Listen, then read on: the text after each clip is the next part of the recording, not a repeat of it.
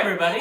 Welcome to an episode of She Hates Whiskey. My name is David, and I'm the one who likes whiskey / loves it. Most importantly. My name is Meredith, and I'm the one who dislikes / hates it.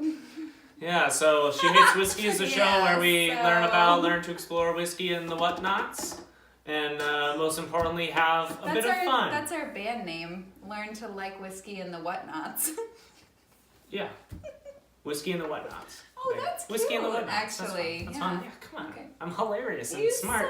so good. So today we're doing another review. I'm primarily a Scotch person, so that tends to be the bulk of the things we do. Yeah. In an effort to fight that a little bit, I'm bringing in the Eagle Rare, which I drank on the rocks while we were doing an episode where you talked about the top tips that you had. Oh yeah, that's right. And you are not a big bourbon person.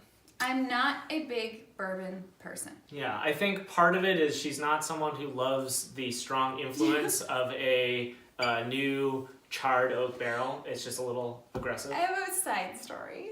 She has a side story.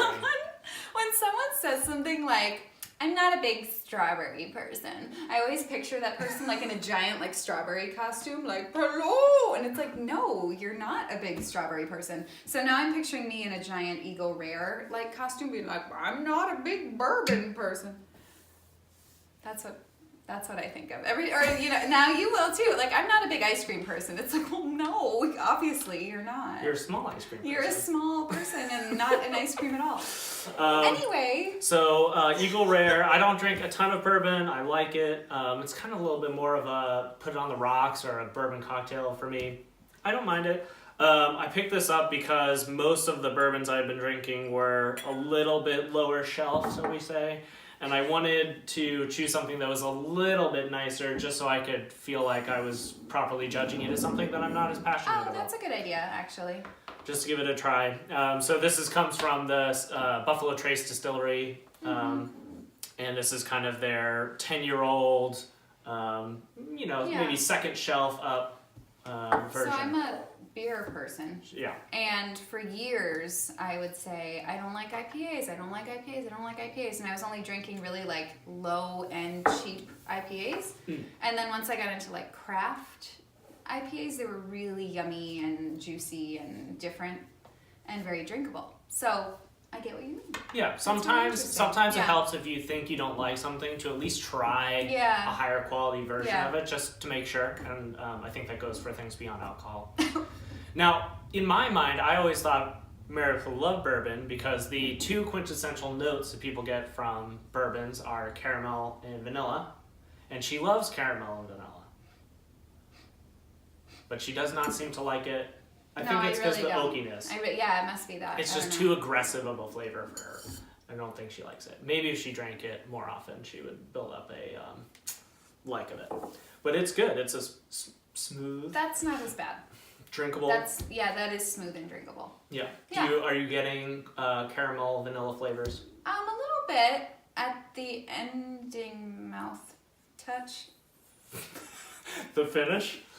Yes. Which, to her credit, we did try the Henry McKenna 10-year-old bottle and bond. I liked the ending and mouth she touch. was like, oh. But the finish is good. You can go back and see that in another episode. And this is definitely, to be fair. Maybe I can link it in. Well, maybe I can. Yeah. To be fair, this is nice. Yeah, for my bourbon experience, this is the first bourbon that I've had where I'm like, yeah, I kind of like bourbon. It would be good in a cocktail too. It'd be good. It would. Because it's light and has that nice sweetness to it. Yeah. I mean, that's part of the reason why I don't love bourbon. It's a little sweet. Big bourbon person. Whoa. Let's see if we can do the forest perspective. No, you get further away. Yeah, there you go. She looked like a big bourbon person. So this is if you don't really love bourbon, I think this would be a good example as either an entry level thing for a person who hasn't had bourbon before, or if you're a person who's had the Jim Beams and stuff like that are kind of a little bit lower quality to get something a little bit nicer. It definitely kind of gives me a feeling like if I'm going to have bourbon, this was definitely one I would consider to have in an ongoing sense. And you are like a decent try it. Yeah, right? I would say definitely like try compared it. to a lot of scotches you've tried. Oh yeah, this one is much more lot accessible. easier. Okay. And it doesn't have that like. Is it really high? Is it high alcohol? It doesn't. It's taste 45%. So oh, okay, 90 but it doesn't so have it's that a thing little where like over it attacks your mouth and makes you. It's very. it's very smooth. It's very easy. Yeah. It's not aggressive at all. Yeah. So, what do you guys think of Eagle Rare? Is that one of the bourbons you're frequently keeping on your bar? Are you a big bourbon person? Are you a big bourbon person? Ooh. Send us the photos if you are a big bourbon person. That's very interesting. Of course, comment below, like, share, subscribe. Yeah. Introduce us to your friends who Hi, aren't friends. necessarily big whiskey people who you're trying to get into, so they can join the journey as Meredith explores different things. In. And of course, until next week, continue to enjoy your bourbon. Or don't. Yeah. Or, kind of think it's okay. Yeah. Yeah. We'll see you next week. Bye. Bye.